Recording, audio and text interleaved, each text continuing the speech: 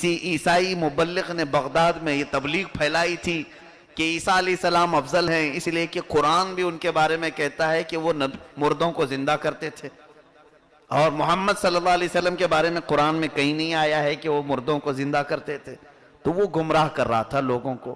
محمد صلی اللہ علیہ وسلم مردوں کو زندہ نہیں کیے اور عیسیٰ علیہ السلام مردوں کو زندہ کیے، یہ قرآن ہی کہہ رہا ہے۔ بہت سارے بیچارے بھولے بھالے لوگ اس کی باتوں پر چلے جا رہے تھے۔ یہ بات سلطان الاولیاء سرکار عبد القادر جیلانی رضی اللہ تعالیٰ عنہ تک پہنچی۔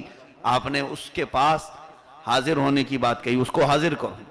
وہ مبلغ عیسائی حاضر ہوا، اس سے پوچھا کیا تیرا مدعا ہے؟ کہا یہی ہے، میرا مدعا یہی ہے کہ قرآن آپ کی کتاب اعلان کر رہی ہے کہ عیسیٰ مردوں کو زندہ کرتے تھے، لیکن محمد صلی اللہ علیہ وسلم کے بارے میں کہیں قرآن نے نہیں کہا۔ حضرت غوث پاک نے پوچھا کیا مردوں کو زندہ کرنا تیرے نزدیک افضل ہونے کی دلیل ہے؟ افضل ہونے کی دلیل یہی ہے؟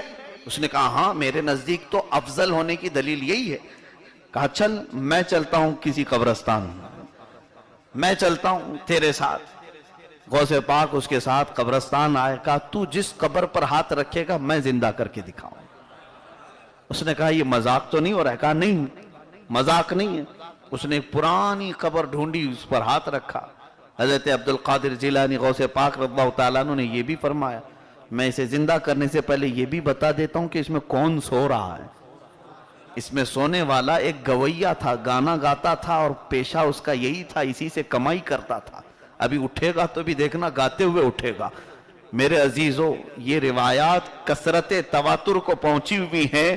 سلطان الاولیاء کے غیب کا حال یہ ہے، میرے مصطفیٰ کے غیب کا حال کیا ہو؟ قبر میں سونے والے کے بارے میں پہلے بتا رہے ہیں کہ کون سویا ہے، وہ بھی بتاتا ہوں۔ پھر اتنا کہنے کے بعد اس کی قبر پر ٹھوکر لگائی، کہا قم باذنی، اٹھ جا میرے حکم سے۔ یہ خاص بات ہے۔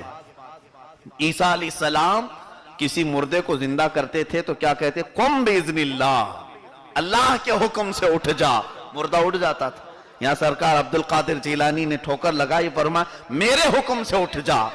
قبر پھٹی اور مردہ زندہ کھڑا ہوا۔ جو کرامت ہے یہ بڑی مشہور ہے، ساری کتابوں میں موجود ہے۔ حضرت عبد القادر جیلانی رضی اللہ تعالیٰ عنہ نے اس کے بعد واپس اسے قبر میں واپس کر دیا۔ اب اس عیسائی مبلغ سے پوچھا عیسیٰ علیہ السلام مردوں کو زندہ کرتے تھے، تو نے سنا ہے یا دیکھا ہے؟ کہا سنا ہے، دیکھا تو نہیں۔ وہ تو بہت پرانے بزرگ ہیں، بہت پہلے کے نبی ہیں، لیکن عبد القادر کو تو زندہ کرتے ہوئے سنا نہیں، دیکھا ہے۔ اب بتا کہ کون تیرے نزدیک افضل ہے؟ سنی ہوئی بات افضل ہے کہ دیکھی ہوئی بات افضل ہے؟ بے دینوں کا کیا ایمان، وہ جو چاند چمک جائے اسی کو سمجھتے ہیں۔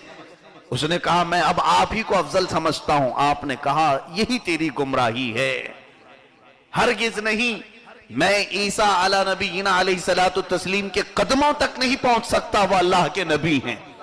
حضرت غوث پاک نے فرمایا وہ اللہ کے نبی ہیں، میں نے صرف تیرے ایمان کو دکھانے کے لیے کہ تیرے حقیقی عقیدے کو بتانے کے لیے اس مردے کو زندہ کیا، اور یہ بات مجھے تجھے تسلیم کروانی تھی کہ کئی 100 سالوں کے بعد امت مصطفیٰ میں آنے والا رسول کریم صلی اللہ تعالیٰ علیہ وسلم کے غلام کے غلام کے غلام کے غلام میں عبد القادر کا نام آتا ہے۔ اللہ نے مجھے وہ قدرت عطا کی ہے تو میرے مصطفیٰ کی ٹھوکر میں کتنی طاقت ہوگی۔